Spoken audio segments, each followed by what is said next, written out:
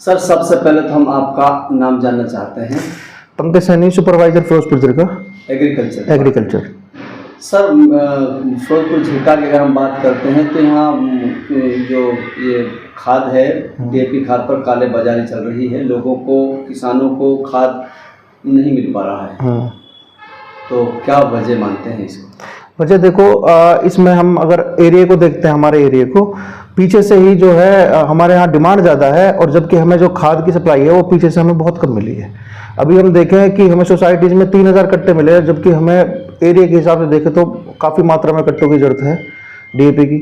ठीक है, और वो उन्होंने जो किसानों के लिए अवेलेबल भी कराया, पर पीछे से जैसे जैसे डिमांड भेजी जा रही है वहाँ से खाद आ रहा है धीरे धीरे करके, और जैसे भी हम उसको उचित सिस्टम के द्वारा उसको किसानों तक पहुंचाने का कार्य करेंगे। किसानों की सर शिकायत मिल रही है कि लोगों को का जो ब्लैक से जो है डीएपी का खाद जो मिल रहा है, जिसकी कीमत 1800, 1900, 2000 तक पहुंच जाती है, और काफी लोगों का तो ये भी कहना है कि नकली खाद बनाकर जो है परोसा जा रहा है। तो इन पर कृषि विभाग द्वारा क्या लगाम लगाई जा रही है, क्या कार्रवाई की जा रही है? ना ऐसा हमारे संज्ञान में ऐसा कोई कालाबाजारी का और ऐसा कोई हमारा संज्ञान में ऐसा कोई मैटर आया नहीं है। बस जैसे ही हमारे पास कोई आता है तो हम उसके खिलाफ जो सरकारी कार्रवाई होगी वो करेंगे उसके खिलाफ, और समय समय पर हम आगे सूचना भेज रहे हैं। जैसे ही खाद की पूर्ति होती है हम किसानों के लिए अवेलेबल कराएंगे।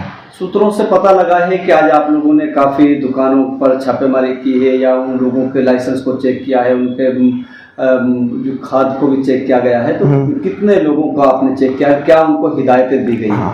आज हमने टोटल 6 लाइसेंसों को और 6 दुकानों को चेक किया है, जिनके हमने गोदामों को भी चेक किया है, जहाँ पे अभी उचित मात्रा में एसएसपी जो कि एक डीएपी का काम करता है, एसएसपी और एनपीके दोनों चीज़ें अवेलेबल हैं और उचित मात्रा में अवेलेबल हैं। अगर लोग हम उनको यही चीज़ की हिदायत देते हैं कि वो डीएपी की सब्स्टिट्यूट अगर देखें, जो कि डीएपी जो न्यूट्रिएंट्स होते हैं उसके अंदर नाइट्रोजन, पोटास और फास्फोरस, वो ही न्यूट्रिएंट्स हमारे एनपीके के अंदर मिलेंगे।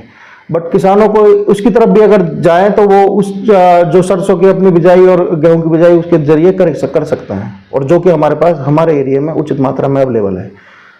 तो आखिर अगर देखा जाए कि जितने भी सेंटर हैं या जितनी सोसाइटियों पर जो खाद सरकार द्वारा नहीं भेजा जा रहा है कि यहाँ ज़्यादा शॉर्टेज है, आखिर क्यों नहीं भेजा जाता है? ये हम कदम उठा रहे हैं, और हमने मीटिंग लेने के बावजूद भी हमने डिमांड बार बार हमने डिमांड भिजवाई है, और बार बार मीटिंग में अभी कुछ दिन पहले हमने पैक्स जितने भी पैक्स हैं हमारे पास, और सबकी मीटिंग लेने के बाद हमने उनको बोला है कि आप ज़्यादा से ज़्यादा डिमांड भेजो तो ज़्यादा से ज़्यादा हमारे पास खाद आ सके, और इसमें हम पूरा कार्य अपने समय टू समय कर रहे हैं।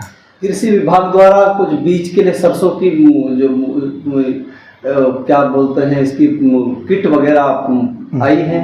अभी हमारे पास अभी ऐसी कोई ऊपर से ऐसा कोई ना कोई सूचना, ना कोई ऐसा कोई लेटर हमारे पास आया है कि हम जो है ट्रायल बेसिस जो किट आती है हमारे पास वो अवेलेबल कराएं।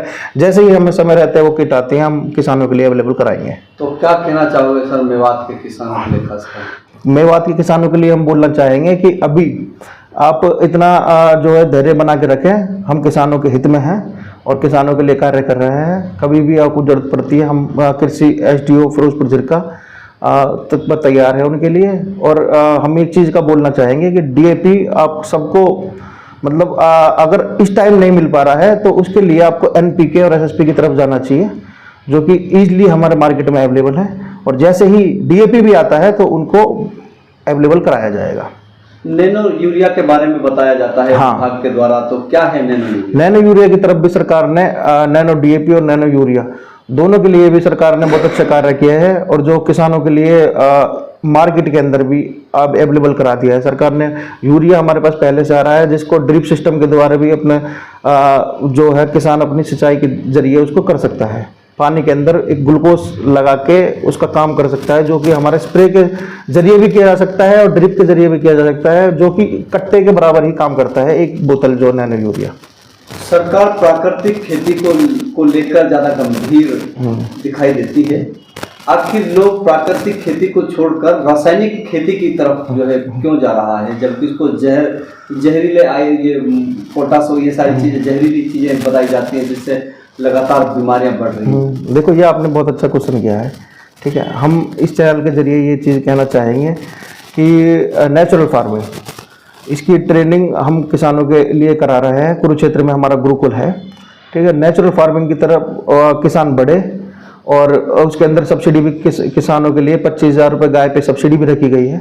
तो देसी गाय पे उसकी वैरायटीज़ होती हैं, उसको हम जो कृषि विभाग की टीम होगी और उनको पूरी जो तरीका होगा उसका सिस्टम के जरिए पूरा तरीका समझाया जाएगा और ट्रेनिंग कराई जाएगी।